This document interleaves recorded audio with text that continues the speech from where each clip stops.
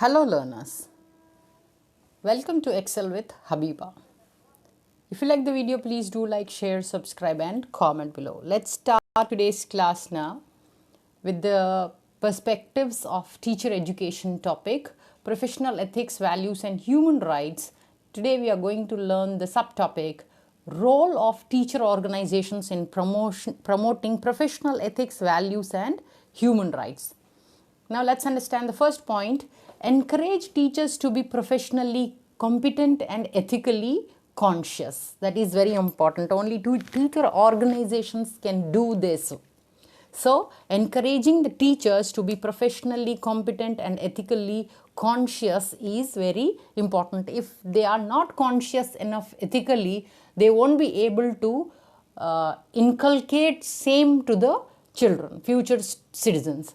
So, all institutions must urge their teachers to keep in mind the aims of education and encourage them to make themselves more competent and to be more diligent in pursuing them.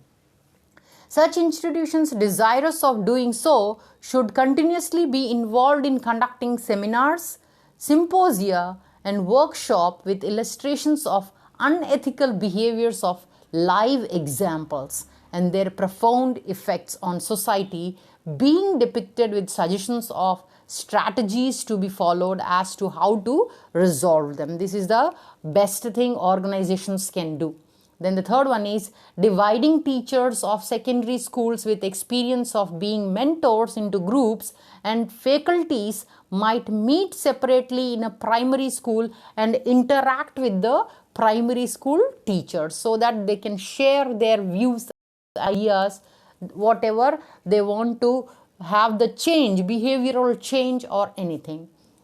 Fourth one, ethics consultant offices should be set up as a part of internal quality assessment in each institution and renunciate of any spiritual organization or repute be a visiting faculty.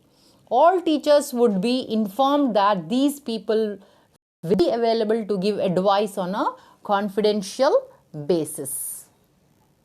If they are not interested to have things in group, personally they can address.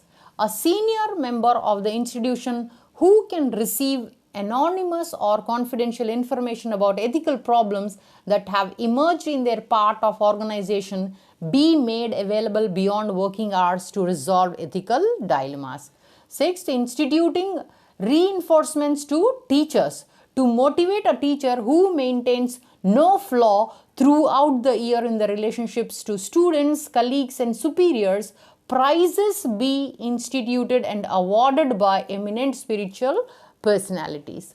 Now, workshops and orientation programs on importance and inculcation of work ethics like commitment, self-discipline, loyalty and work value should be conducted for teachers in collaboration of well-established spiritual centers. Some institutions do that also.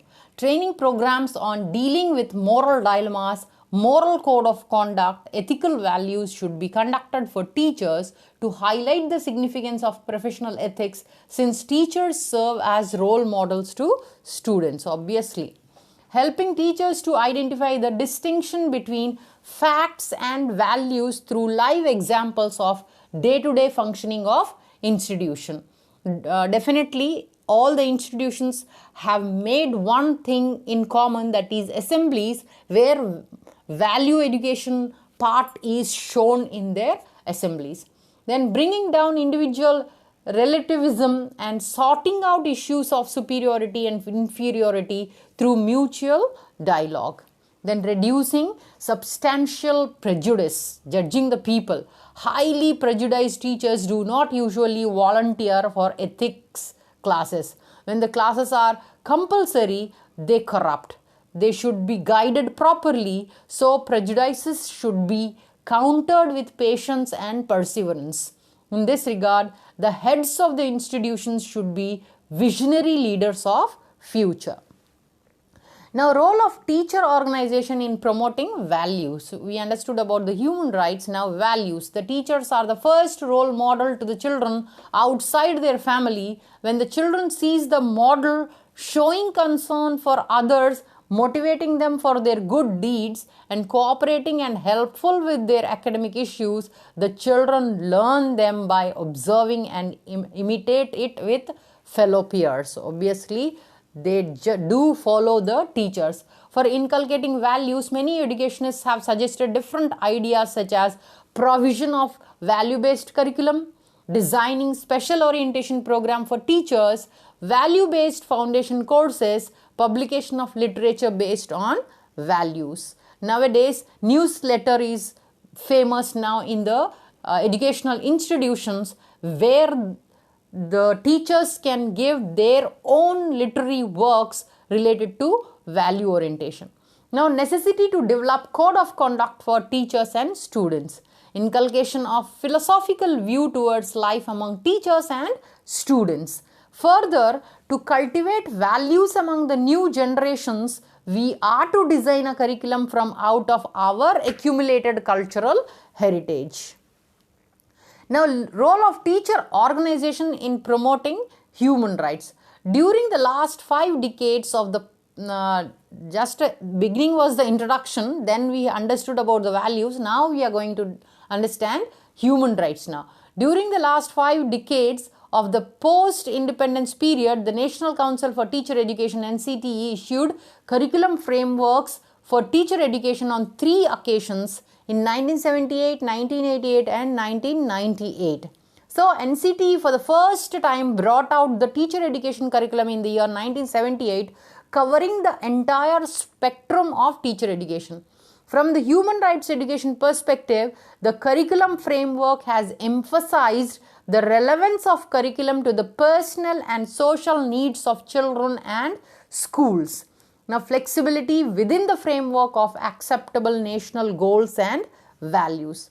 Now, teacher education has to become relevant to the life needs and aspirations of children and to the community which they belong. Further, it emphasized that education must become an effective instrument of social change, and therefore the teacher has to be an agent for this transformation.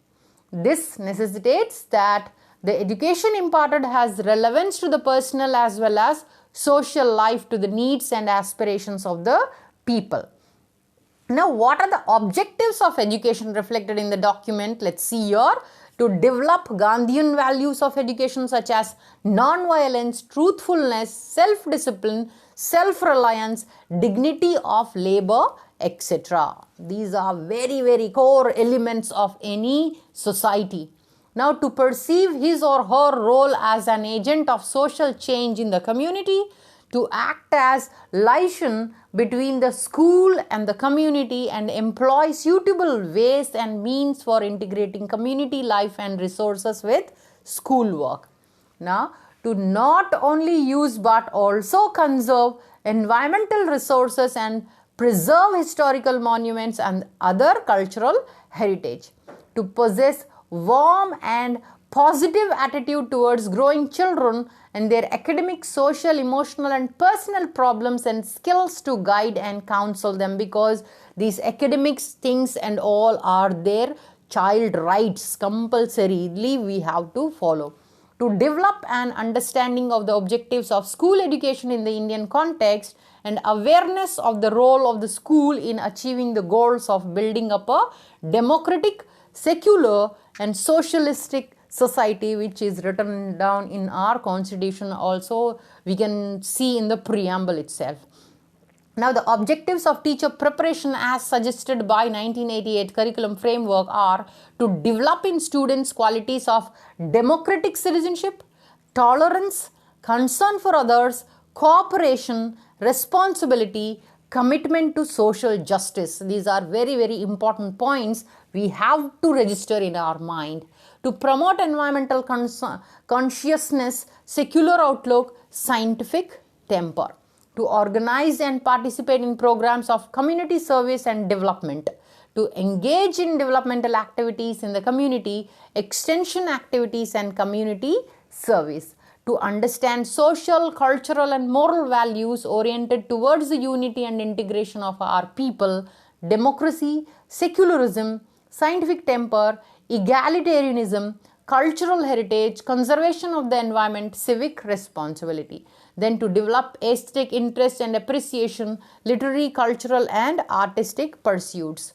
Now, 1998 Curriculum Framework for Quality Teacher Education tries to reflect the realities of national life and strive to realize the interdisciplinary goal of education. Now, let's see the object of teacher education relevant to human rights perspectives are to promote capabilities for inculcating national values and goals enshrined in the Constitution of India as it was given in the year 1997 also. Same things are given here to sensitize teachers towards the promotion of social cohesion, then to sensitize teachers and teacher educators about emerging issues, then to sensitize, to empower teachers to cultivate rational thinking. Same thing again given in the National Curriculum Framework. The comparison of the three national curriculum frameworks revolves around the major objective of imparting constitutional values which are the essence of human rights education. Further, the curriculum frameworks intend to inculcate human rights values like cooperation, material sharing, living together, tolerance, etc. Though these curriculum frameworks have made significant recommendations for preparing teachers as human rights teachers, it is equally important to elaborate the competency-based, commitment-oriented curricula framework proposed by Professor R. H. Dave, NCTE 1998. Now, the proposed framework includes three interrelated and interactive dimensions. What are they? Competency areas, commitment areas, and performance areas.